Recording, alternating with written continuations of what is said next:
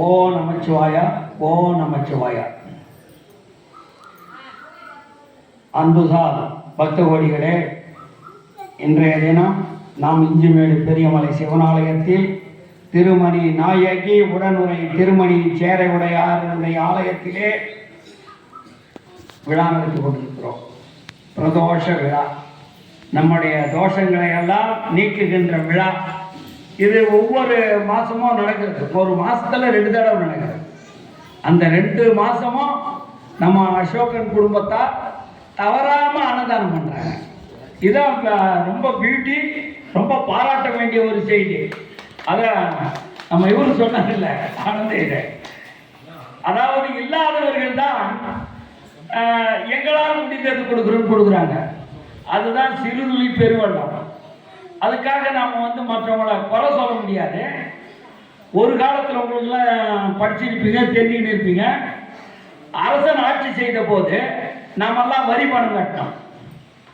நம்ம கட்ட வரி பணத்தெல்லாம் அரசன் வசூல் பண்ணி அவன் சொன்னான்னா அரசன் நம்மெல்லாம் கட்டிடணும்.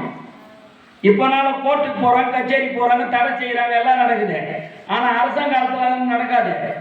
கட்டினா தலை போயிடும், உயிரோடு இருக்க மாட்டோம்.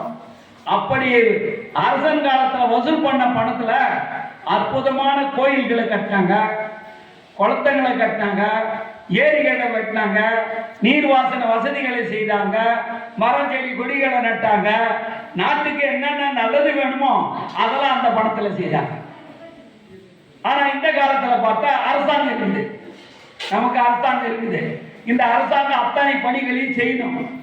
அவங்களும் நம்ம கிட்ட வசூல் பண்றாங்க. ஜிஎஸ்டி வந்து இப்ப மத்திய அரசாங்கத்துக்கு பெரிய அளவுல போகுது. நம்ம இப்பெல்லாம் இந்த டேக்ஸ் கட்டத்தில் கொடுத்த நிலவரி கட்டத்தில் நம்ம, ஆனா எப்படியோ ஒரு விதத்துல பல கோடி பணம் சேர்ந்து போகுது அரசாங்கத்துக்கு.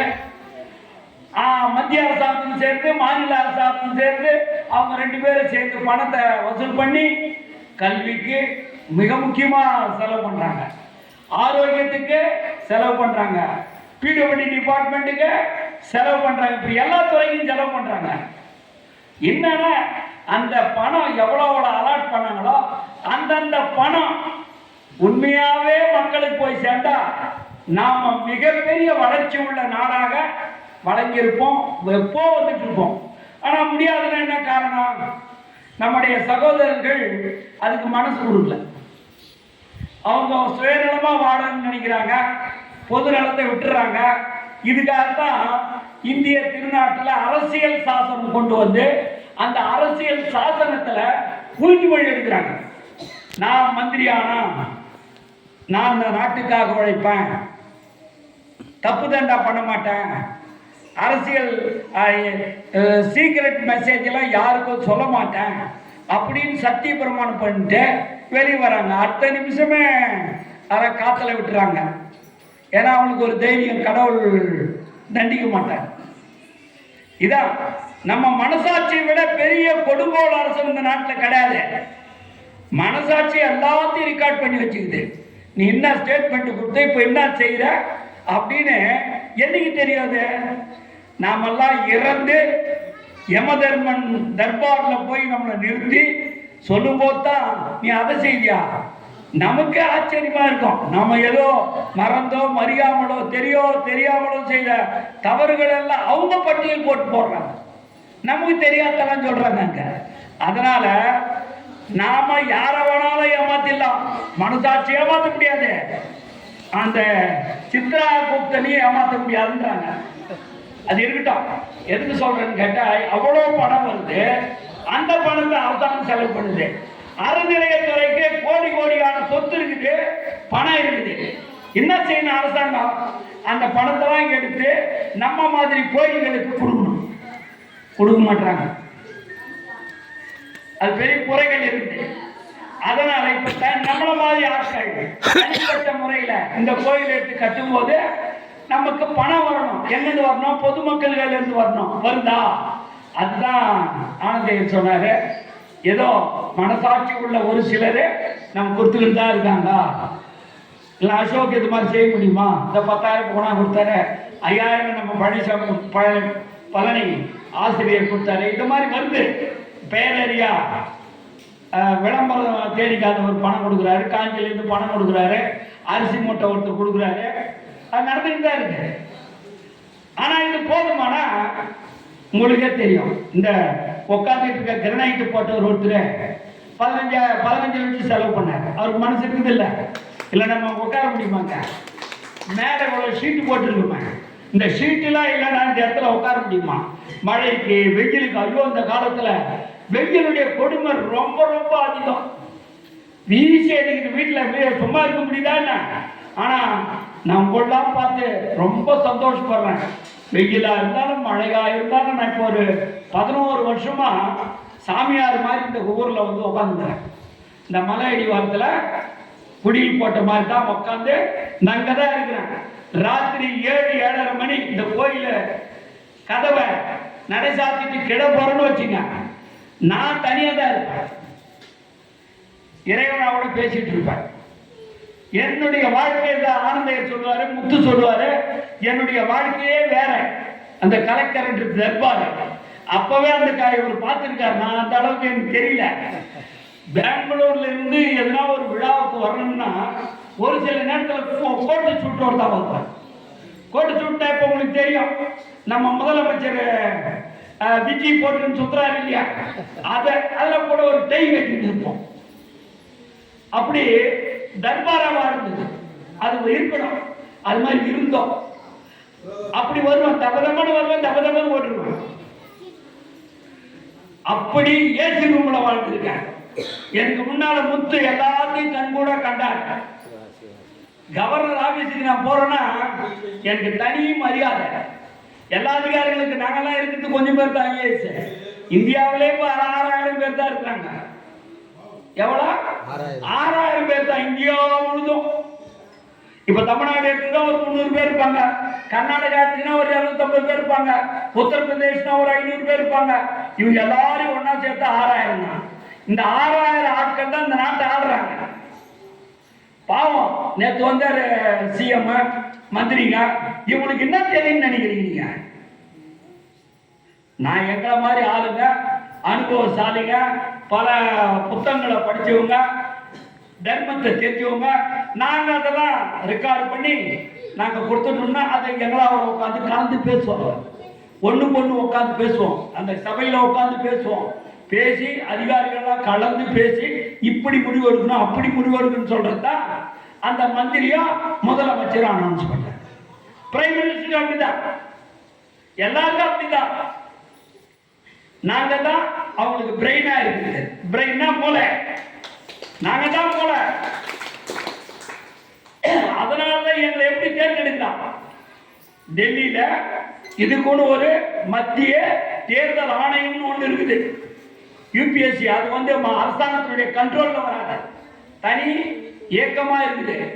அதுல இருந்து கேள்வி கேட்பாங்க. ஒவ்வொரு மாநிலத்துக்கும் ஓன் ஸ்டேட்ல எத்தனை ஐஏஎஸ் ஐபிஎஸ் மற்ற போஸ்டிங் இருக்குதுன்னு லிஸ்ட் கேட்பாங்க. அதே போல எல்லா ஸ்டேட்டுகளிலையும் வசூல் கலெக்ட் பண்ணி அது எவ்வளோன்னு கண்டுபிடிச்சு அதை அனௌன்ஸ் பண்ணுவாங்க. இப்போ இந்த வருஷம் 1100 போஸ்ட் காலியா இருக்குது. அது ஐஏஎஸ் வந்து ஒரு 100-150, ஐபிஎஸ் ஒரு 40-50, மற்ற சர்வீஸ் எல்லாம் மிச்சம் அப்படின்னு சொல்லி அனௌன்ஸ் பண்ணிட்டு அப்ளிகேஷன் கேட்பாங்க. அந்த அப்ளிகேஷன்லாம் கலெக்ட் பண்ணி அங்கிருந்து சொல்லி நாங்கெல்லாம் போட்ட அப்ளிகேஷன்லாம் கலெக்ட் பண்ணி ஒவ்வொரு மாநிலத்திலையும் தேர்தல் வைப்பாங்க. மெட்ராஸ்னா மெட்ராஸ் மட்டும்தான் எங்க காலத்துல. இப்போ கோயம்புத்தூரையும் ஒரு செக்ஷனா சேர்த்துருக்காங்க. அதை போல தேர்தல் நடத்துறாங்கன்னா, இந்த எக்ஸாம் நடத்துறாங்கன்னா, அந்த எக்ஸாம்ல தேர்வுல பாஸ் ஆகி வந்தோம்னா தான் எங்களை டெல்லி கூப்பிடுறாங்க. பாஸ்னா 8 பேப்பர் முதல்ல எப்படி வைக்கிறாங்க? உங்களுக்கு எதுக்கு சொல்றேன்னா, உங்க பிள்ளைங்களை தயார் பண்றதுக்காக சொல்றேன். ஏதோ சார் ஏதோ ஒன்று சொல்றான்னு நினைக்காதீங்க. யான் பெற்ற இன்பம் பெருகை வையகம். நான் வந்து எப்படியோ விழுந்து எழுந்து ஐஏஎஸ் ஆயிட்டேன். நான் ஒரு கிராமத்து ஆளு. சாதாரண மாதிரி மாட யார் மற்றவங்க மாதிரி மாட மாளிகை கூட கோபுரத்தில் வாழ்ந்தவன் இல்ல. மண் குடிசல் தான் இருந்தேன், இங்கதான் வாழ்ந்தேன்.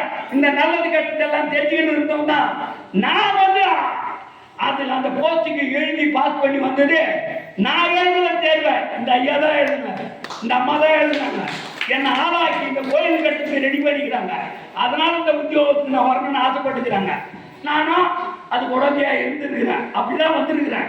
இல்லை கிராமத்து ஆள் எப்படிங்க பாஸ் பண்ண முடியும்? என்னை என் பேப்பர் திருடி மார்க்கா போட்டுக்க முடியும். அப்படி ஒரு 8 முதல்ல நான் எழுதின போது இந்தியாவில் இருந்து 5 லட்சம் பேர் தேர்தல் எழுதினாங்க. எத்தனை பேரு? 5 லட்சம். எத்தனை போஸ்டுங்க? 1100 போஸ்ட். 1100 வேகன்சிக்கு நாங்க 5 லட்சம் பேர் எழுதணும். அது பேரு டிக்கெட் தான். முதல்ல 1.5 மணி நேரத்துல 300 கேள்விகளுக்கு பதில் ticket. Yes or no, yes or no, ஆமா இல்லைன்றது. அந்த மார்க் டிக்கெட் செஞ்சோம்னா அதுல தேர்ந்தெடுக்கிறாங்க. அது அதுல இருந்து 2000 பேரை எக்ஸாம் எழுதுறதுக்கு கூப்பிடுறாங்க. எப்ப 5 லட்சம் எவ்வளவு ஆகி போச்சு? 2000 ஆச்சு. அப்படின்னா நாங்க எழுதின அந்த எஸ்ஆர் நோல அவ்வளவு தரவா இருக்கணும். அதுலதான் விஷயமே இருக்குது. அதுல எழுதி பாஸ் பண்ணிட்டோம்னா அப்ப 100 மார்க்னா 100க்கு 99, 98, 100க்கு 100 இப்படி இருக்கிறவங்கள தான் தேர்ந்தெடுத்து 2000 பேர் தேர்ந்தெடுக்கிறான். அப்ப நம்ம பிரெயினை அங்கேயே வடிகட்டி அங்கேயே தேர்ந்தெடுத்து அப்புறம் 2000 பேர் கூப்பிடுறான். அந்த 2000 பேருக்கு 8 பேப்பர்னா தாள். அந்த பேப்பர்கள்ல வந்து எழுத்து மூலமா பதில் எழுதணும். அதை எழுதணும்னா அதை திருத்தி மார்க் போட்டு அதில் ஆளுங்களை கூப்பிடுறான். பாருப்பா எக்ஸாமுக்கு இன்டர்வியூக்கு போகிறோம். இன்றைக்கு அது டெல்லியில் தான் தேர்தல். இந்த சரியான வெயில் இப்போ நம்ம மெட்ராஸ்ன்னு சொல்கிறோம், இதை விட அதிகமாகவே இருக்கும் வெயில். பட்ட உரிக்கும். நம்ம ஊர் பேர் கூட தெரியாது, போனது இருக்காது. அந்த ஊரில் போய் தேர்தல் எழுதி இன்டர்வியூவில் போயிட்டு அந்த அதிகாரிகள் 8 பேர் நம்மளை இன்டர்வியூ பண்ணுவாங்க. அவங்க வடிகட்டுறாங்க, இந்த பையன் சரியா, இவனுக்கு புத்தி இருக்குதா, இவன் நாட்டை இவன் நாளைக்கு இவன் வேலை கொடுத்தா சரியா நடத்துவானா அப்படின்னு அவங்க ஆய்வு பண்றாங்க. 8 பேரும் புத்தகத்துல இருந்தும் பொது அறிவுல இருந்தும் கேள்விகள் கேட்கறாங்க. நாம சொல்ற கேள்விகளை வச்சு, நாம சொல்ற முறையில வச்சு, பக்குவத்தை வச்சு நமக்கு வந்து தேர்ந்தெடுத்து எடுத்திருக்காங்கன்னா எவ்வளோ வடிகட்டி தேர்ந்தெடுத்து எங்களை ஒவ்வொரு மாநிலத்துக்கும் அதிகாரி ஆக்கிறாங்கன்னா எங்களுக்கு மூளை இருக்குதா இல்லையா? இந்த மூளைய அழகா சுரண்டது அரசியல்வாதிகள். அவங்களுக்கு ஒன்றும் தெரியாது. ஆனா நமக்கு மேல அதிகாரி அவங்க நம்மளையே ஏய்ப்பாங்க, நமக்கே வாங்கிட்டு. ஒரு உதாரணம் சொல்றேன், ஆனா பயப்படுவாங்க, உள்ளுக்குள்ள பயம். ஆனா இவர் ஐஏஎஸ் பா, ஐபிஎஸ் பா, இவருக்கு எல்லா விஷயம் தெரியும்பா, இவரை கேட்டு தெரிஞ்சுக்கிட்டு போனப்பா. அது போல நான் ஒரு கிராமத்துல இருந்து வந்து இவ்வளவு தூரம் வந்திருக்கிறேன்னா இது சாதாரண விஷயம். நீங்க கூட நினைக்கலாம், விஜய் ஒரு நடிகர், அவருக்கு என்ன தெரியும், பசங்களுக்கெல்லாம் வந்து சொல்லி இந்த மாதிரி பசங்களாம் அப்பா அம்மாவை தொந்தரவு பண்ணி ஓட்டு போட்டு வச்சுட்டாங்க. அது கூட ஒரு கேஸ் போகுது.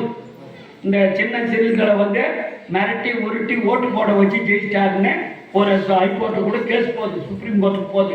அது இருக்கட்டும், அதை பற்றி கவலைப்பட வேண்டாம். ஆனால் அவருக்கு வந்து ஒன்றுமே தெரியாதுன்னு நினச்சிங்கன்னா தப்பு. அவருக்கு பின்னால எங்களை மாதிரி மூளை உள்ள அதிகாரிகள் இருக்கிறோம். அதான் அவங்களுக்கு வெற்றிக்கு மூல காரணம். அப்படின்னா பொம்மை குணம் வச்சா கூட ஆட்சி ஆகும். புரிதுங்களா உங்களுக்கு? பின்னாடினா அத சொல்லுவாங்க, முத்து கவி காளிதாசன் அவன் ஆடு ஓட்டின்னு போறான். ஆடு மேய்க்கிற ஆளு யாரு? காளிதாசன். அவன் பேர் என்ன, ஒரிஜினல் பேர் ஒன்றும் இல்லை, இல்லை ஆட்டுக்காரன் தான் பேரு. ஆடு செம்மறி ஆடு மேய்ப்பான். அவன் இருக்கும்போது அவன் வந்து பெரிய ஆள் என்னன்னா, அவன் ஊராண்ட ஒரு காளி தேவி கோயில். அவன் காலையில போவான், தொடப்பத்தை எடுத்து தண்ணி தெளித்து தொடப்பத்தை எடுத்து சுத்தமா பெருக்கி எடுத்துட்டு அதன் பிறகு துண்டை தோல்ல போட்டுக்கின்னு ஆடை ஓட்டின்னு போயிடுவான்.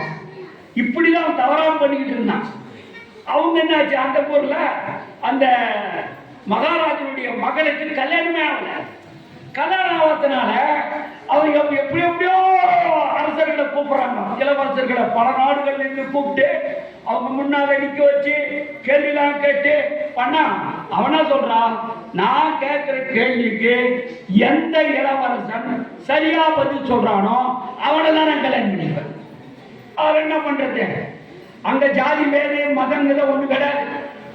எவன் புத்திசாலியோ நான் கேட்கிற கேள்விக்கு பதில் சொல்றானோ அவனை நான் கட்டிக்கிறான்.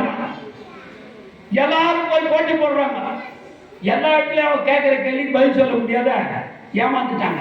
அப்ப கடைசி அப்ப என்ன செய்யணும்னு நினைக்கிறாங்க, இந்த அறிவாளிகள் இருக்காங்கல்ல, இந்த மாதிரி போட்டி விஷயத்துல அவங்க போய் மூஞ்சி அடி முகாஞ்சி பட்டு அவ கேள்விகளுக்கு பதில் சொல்லாது ஏமாந்து போனவங்களாம் ஒன்னா சேர்த்து ஒரு கூட்டம் போட்டு இவ்வளவு சரியா மாற்றணும்.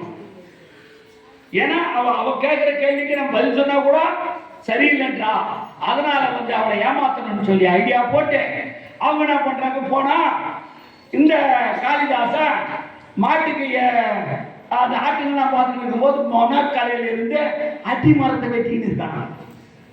மொனக்கலையில இருந்து அடி மரத்தை வெட்டினா என்ன ஆகும், மரம் விழுந்துடும், அவனும் விழுந்துருவான். ஓ இவன் சரியான முட்டாளா, இந்த முட்டாளை கூட்டி போயிட்டு அந்த ராணி முன்னால நிறுத்தி இவன் ஜெயிச்ச மாதிரி பண்ணிடணும். அது எப்படி கேட்கறதுக்கெல்லாம் இவங்க சொல்லி கொடுக்குறாங்க, கை காட்டு அப்படி இப்படின்னு சொல்லு, வாயால பேசாத. அதே மாதிரி பண்றாங்க, எல்லாரும் ரெடி பண்ணி அவனை கூட்டி போயிட்டாங்க, நிறுத்திட்டாங்க. அப்போ அவன் ராணி கேட்க கேட்க இளவரசி கேள்வி கேட்க கேட்க இவன் வாயாலே கையால செய்கை காட்டு வந்தான். அந்த சைகைகளுக்கு இவங்க பதில் சொல்றாங்க, இது அர்த்தம் இது அர்த்தம் இது அர்த்தம். யாரு எந்த மாதிரி ஐஏஎஸ் ஆஃபீஸர் தான் எப்படி மந்திரிகளுக்கு பதில் சொல்றாங்களோ அத மாதிரி இந்த குழுவுல இவங்கெல்லாம் அந்த பதில் சொல்லி அந்த இளவரசிங்க ஆஹா அற்புதமான பதில் கொடுத்தாரு, இவரை நான் கல்யாணம் பண்ணிக்கிறேன் அப்படின்னு தீர்மானம் ஆயிட்டு கல்யாணம் ஆயிட்டு. யாருங்க முட்டாளுக்கு கல்யாணம் பண்ணி வைக்கிறாங்க. ஆனா அதன் பிறகு அவளுக்கு தெரியுது இவன் ஒண்ணுமே தெரியாது, அவன் செம்மறி ஆடு மாதிரி பண்றான், உட பாவனை எல்லாம் அப்படிதான் இருக்குது. அரண்மனையில நடக்கிறத பார்த்துட்டு அவன் வாழ்க்கையே வெறுத்து போயிட்டு காளி தேவன் அங்க போயிட்டு காலில் விழுந்து, தேவி நான் என்ன எந்த ஜென்மத்துல என்ன தப்பு பண்ணணும்னு தெரியாது, நீ இந்த தடவை என்ன ரொம்ப தண்டிச்சுட்ட தாயே, என் புருஷன் பெரிய அறிவாளி ஆகணும், என்ன நீ நல்லா எனக்கு உதவி பண்ணுமான்னு சொல்லிட்டு போய் சாஸ்தாங்கமா விழுந்து கெடுக்கிறான். அந்த நேரத்துல தேவி பார்வதி உருவம் தாங்கி வந்து காளிதாசனுக்கு ஞானத்தை கொடுத்து அவன் ஓவர் நைட் பெரிய அறிவாளி ஆகிறான். அது தேவி தெரியாது, அறிவாளி ஆகிறான். அவன் முன்னால யாரும் நிக்க முடியல. ஆனா இதுல என்ன ஆகி போச்சுன்னா, அவன் மயக்கமா இருக்க நேரத்துல இவருக்கு தேவி அருள் கொடுத்துட்டான். அவன் எழுந்த போது அவன் யார் இவ யாரு, கல்யாணம் ஆனது போனது வந்தது நடந்த நடிப்பு எதுவுமே தெரியாது. ஆனா அவன் பெரிய மேதை, பெரிய பெரிய இன்னைக்கு படிக்கிற பல புத்தகங்கள் சான்ஸ்கிரிட்ல இருக்கிறது அத்தனையும் அவர் எழுதுதான். மகா கவி காளிதாஸ் சினிமா கூட நீங்க பார்த்துருப்பீங்க. அப்படி நாடு நடக்குது. இந்த நாங்கெல்லாம் அதிகாரிகள் ஐபிஎஸ் ஐஏஎஸ் எல்லாம் மற்ற அதிகாரிகளை நம்ம அரசியல்வாதிகளுக்கு சொல்லி கொடுத்து இந்த நாட்டு மக்களுக்காக பண்றோம். அதெல்லாம் உங்களுக்கு சொல்றேன். இன்னொரு தடவை இந்திரா காந்தி அம்மையார் பிரதான மந்திரி பிரைம் மினிஸ்டரா இருக்கும்போது நாங்கெல்லாம் போய் பார்த்தோம். எங்க பேட்ச் எங்கெல்லாம் சேர்ந்து ஒரு 149 பேர் அந்த அம்மா போய் பார்த்தோம். அதாவது பிரைம் மினிஸ்டர் பார்க்கணும், பிரசிடென்ட்டை பார்க்கணும், ஹைகோர்ட் ஜட்ஜி பார்க்கணும், ஸ்பீக்கரை பார்க்கணும், வைஸ் பிரசிடென்ட்டை பார்க்கணும். இதெல்லாம் ஒரு திட்டம். அவங்கள போய் நாங்கள் பார்க்கணும். அவங்க எங்களுக்கு புத்திமதி சொல்லுவாங்க. ஏன்னா நாட்டினுடைய மிகப்பெரிய பிரஜைகள் அவங்க, தலைவர்கள் அவங்க என்ன சொல்றாங்க இந்த நாட்டை பற்றி நாங்கள் கேட்டுக்கணும். சின்ன பிள்ளைங்க ஏன்னா 25, 26, 27 வயசுல இருக்கிற பிள்ளைங்க நாங்கள் அங்கே போய் அங்கே கேட்போம். ட்ரைனிங்ல அது பயிற்சி. அந்த பயிற்சியில் இருக்கும்போது இந்திரா காந்தி மேடமாண்ட போனோம். அவங்க வெளியங்கள்ல அதுக்கு பெரிய பந்தல் போட்டு அதை பிரைம் மினிஸ்டர் சொன்னோம், கோடிக்கணக்கான பணம் வச்சு நாட்டு பணத்தை அழகாக கட்டி வச்சுக்கிறாங்க. அதில் போய் உட்காந்தா இந்த சீஃப் பிரைம் மினிஸ்டர் கொஞ்சம் லேட்டாக வராங்க. வரும்போது அந்த அம்மா எனக்கு இன்னைக்கும் கனவு இருக்குது. இது நடந்தது 1983. 1983. நீங்க என்ன வயசு வருஷம்? 23. எத்தனை வருஷம் ஆச்சு? 43 வருஷம் ஆச்சுல்ல. இந்த 43 வருஷத்துக்கு பிறகு நான் சொல்றேன், அந்த அம்மா வீட்டுல இருந்து இந்த முந்தானில கையை தொடச்சின்னு வராங்க. நம்ம வீட்டு கிராமத்துல யாரோ ஒருத்தர் விருந்தினர் வந்துட்டாங்கன்னா இவங்க அறக்க பறக்க சாப்பிட்டு முந்தானில கை தொடச்சின்னு வருவாங்கல்ல, அத மாதிரி ஓடி போறாங்க. ஏன்னா எங்களை வந்து காக்க வைக்க கூடாது. நாங்கெல்லாம் வந்து நாளைக்கு நாட்டை ஆள்றவங்க. எங்க முன்னால அவங்க நல்லா காமிச்சு அப்பா நான் நினைச்சேன், மற்றவங்க எப்படி நினைச்சாலும் தெரியாது. ஏன்னா கிராமத்து ஆளு நான். எங்க அம்மா இப்பதான் கை வேக வேகமா சாப்பிட்டு ஓடி வராங்க கை தொடச்சிங்க அப்படின்னு நினைச்சேன். அதே போல தான் என்ன பண்றாங்க, வந்தவங்க அவங்க சேர்ல உட்காந்து நாங்கள் உங்களை மாதிரி முன்ன மாதிரி உட்காந்துக்கிறோம். அந்த அம்மா என்ன பண்ணுறதுன்னு கேட்டா வந்து கொஞ்சம் மேல் மூச்சு பீச்சு வாங்குற மாதிரி வேற எங்க காலையில் எங்க போச்சோ என்ன போச்சோ அவங்களுக்கு 1008 ஒவ்வொரு நிமிஷமும் ரொம்ப முக்கியமானது. என்னாச்சு தெரியாது.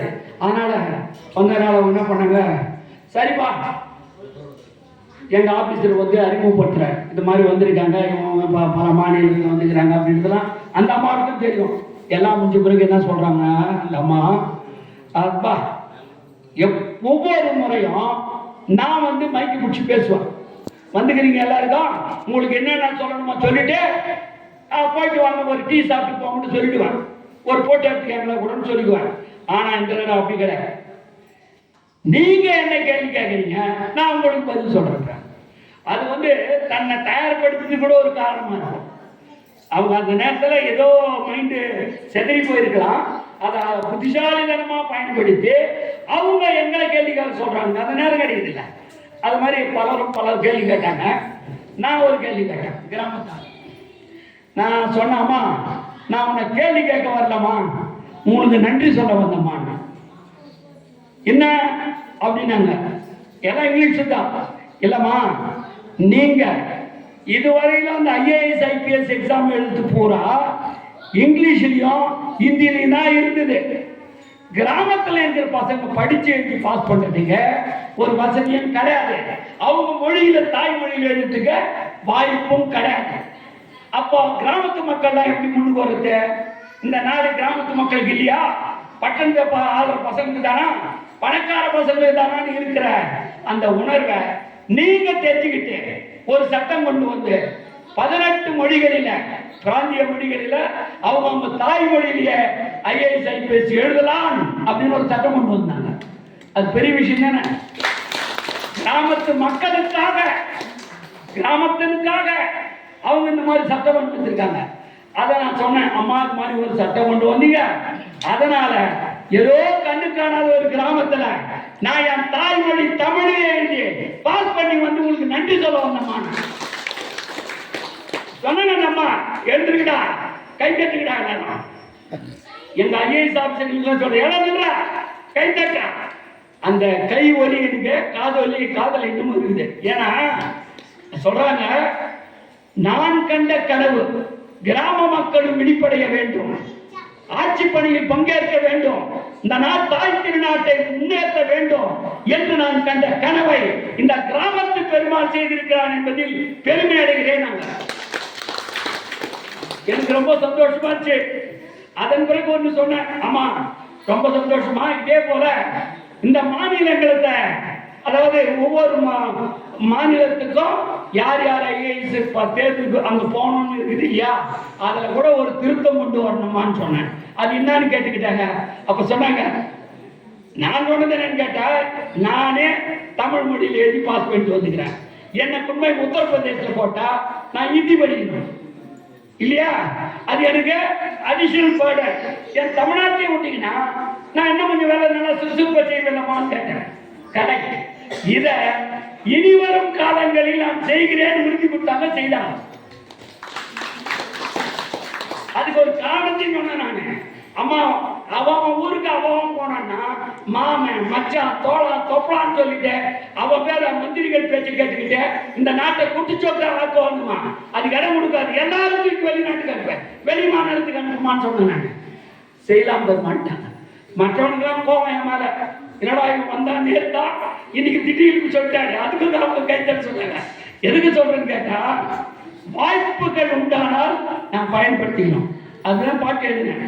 வாய்ப்புகள் எமக்கு உண்டானால் இந்த மானை பிளக்கும் செயல் செய்வேன், தூய பணிகள் பல ஆற்றி இந்த தேசத்தை தூக்கி நிறுத்திடுவேன் பாட்டு எழுதினேன்.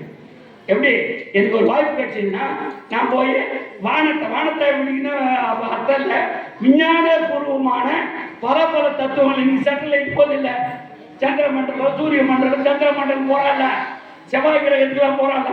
அதைத்தான் வாய்ப்புகள் எமக்கு உண்டானால் இந்த வானை பிளக்கும் செயல் செய்வேன், தூய பணிகள் பல ஆற்றி இந்த தேசத்தை தூக்கி நிறுத்திடுவேன்.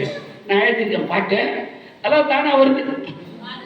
ஏன்னா சிவனும் பார்வதியும் போட்ட பிச்சை அதெல்லாம் அழகா பாட்டினாங்க. இவர் பாடினார், நம்ம பஞ்சாட்சரம் அவர்கள் அழகா பாட்டினாரு. நிறைய கருத்துக்கள் இருக்கு, அது நீங்க கேட்டு பார்த்தா உங்க வாழ்க்கையிலே இருக்கும். காலால் நடந்த எந்தனுக்கு காரில் பறக்கும் வரம் கொடுத்தாய். நான் கிராமத்து பையன், நடந்து போயிட்டு வந்திருந்தேன், எல்லாத்துக்கும் நடப்புதான். இப்போ ஐஏஎஸ் என்ற பதவி கொடுத்ததுனால நான் காரில் போறேன். காரில் சென்ற எந்தனுக்கு கணக்கன்றி வேலை பணு கொடுத்தார். எல்லாத்தையும் மனசில் ஏற்றிக்கிட்டு ஆயிரக்கணக்கான பயிர்களை படுத்தி நாட்டு மக்களுக்கு நல்லதுகளை நாங்கள் திட்டம் போட்டு தீர்த்து அதிலேயே மூழ்கி போயிருக்கிறோம். அப்போ நடக்கிறதுக்கு எங்க வேலை இருந்தது? நடக்க முடியாதுன்னு எனக்கு கணக்கென்ற நோய்கள் நீ கொடுத்தாய். எனக்கு பல கணக்கில் நோய் வந்துச்சு. ஏன்னா வேர்வை சிந்தா நிலை கொடுத்தாய். வேர்வை சிந்தாத நான் போனதுனால எனக்கு நோய்கள் வந்துச்சு.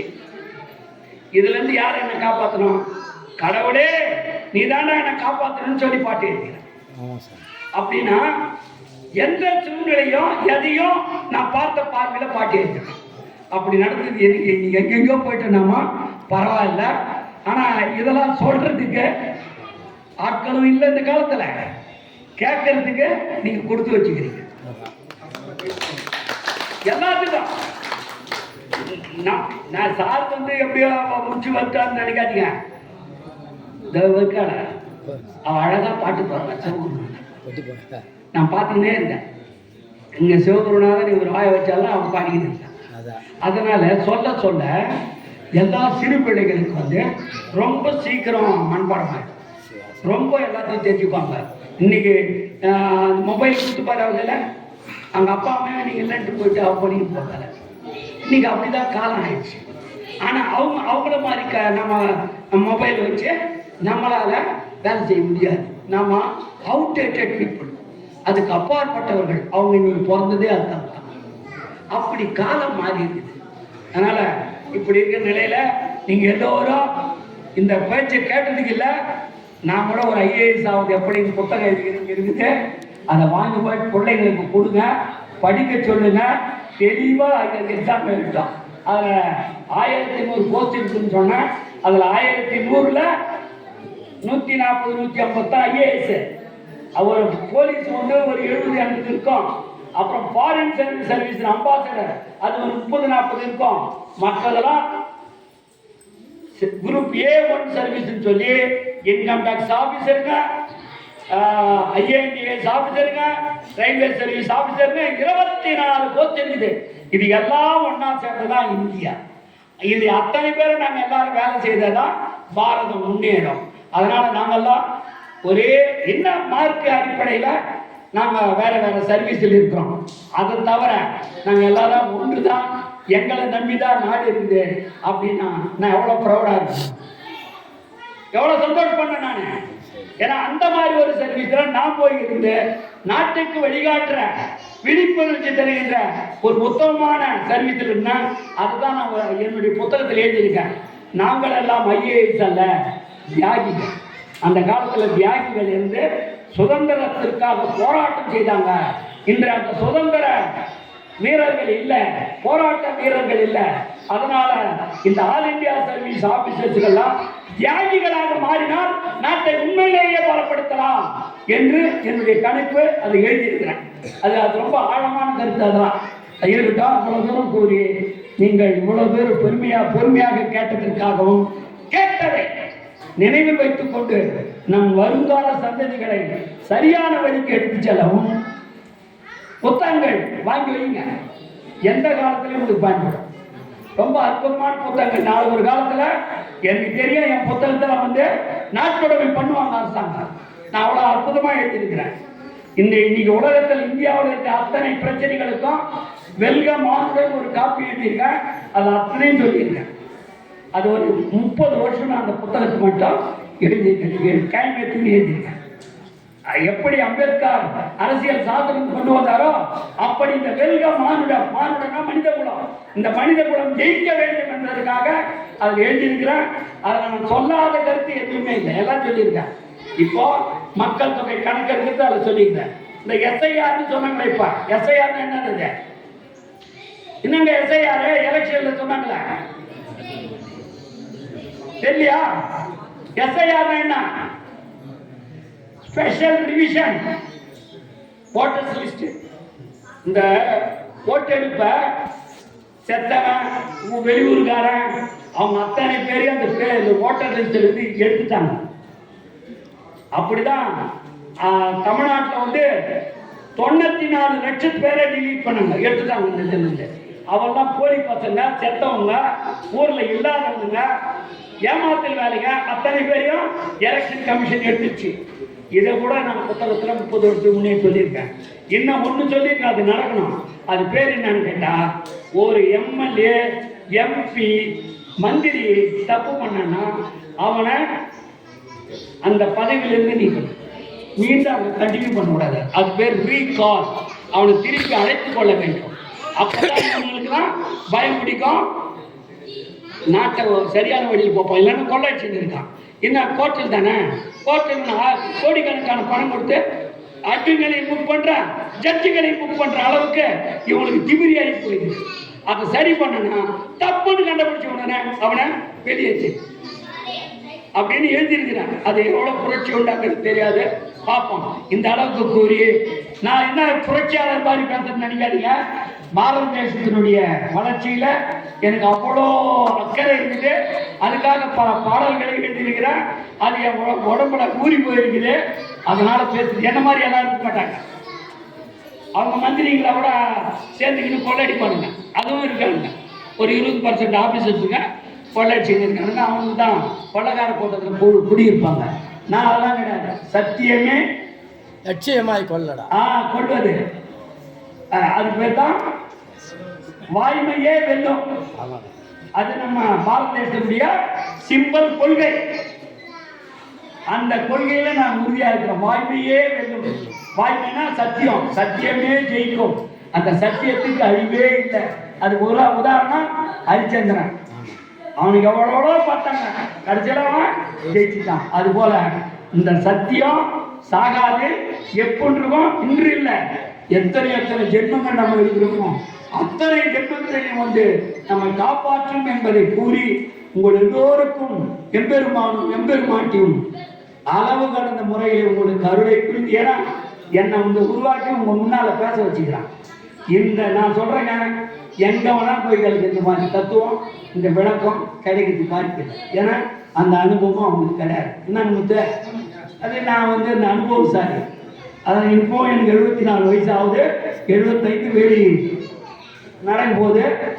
அதனால உங்களுக்கு சொல்றேன், இத மாதிரி முத்தான கருத்துக்களை உங்களுக்கு சொத்தாக கொடுத்திருக்கிறேன், பயன்படுத்துங்கள் என்று கூறி எல்லாத்துக்கும் எல்லாம் வல்ல எம்பெருமானே எம்பெருமாட்டியே பிள்ளைகளாகிய நாங்கள் தெரிந்தோ தெரியாமலோ அறிந்தோ அறியாமலோ இந்த பிறவிலோ நாங்கள் எடுத்து வந்துள்ள அத்தனை பிறவிகளிலும் செய்துள்ள பாவங்களை, தோஷங்களை, குற்றங்களை, குறைகளை மன்னித்து எங்கள் குடும்பத்திலே அன்பு, ஆனந்தம், சந்தோஷம் விளங்கவும், சுகமாகவும், நலமாகவும் வாழ அருள் புரிய வேண்டும்.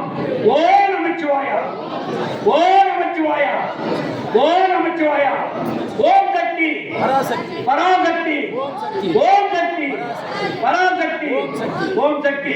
வர 16ஆம் தேதி இந்த குழு, அந்த ஆண்டு விழாவில் பால் குடம் எடுக்கிறது ரொம்ப முக்கியமானது. நீங்க இங்கே மலையடி வாரத்திலேயே பால் குடம் ஒரு 10 மணிக்கு எடுக்கணும். காலையில 5 மணிக்கெல்லாம் இங்க பூஜை நடக்கும். வந்து கலந்துங்க. அன்னைக்கு அன்னதானம் நம்முடைய பாரதியாதி அவர்கள் மிக சிறப்பாக வட பாயத்தோட ஏற்பாடு பண்ணியிருக்காரு. தவறாம வந்திருக்க. ஓ நமச்சிவாய், ஓ நமச்சிவாய், ஓ நமச்சிவாய்.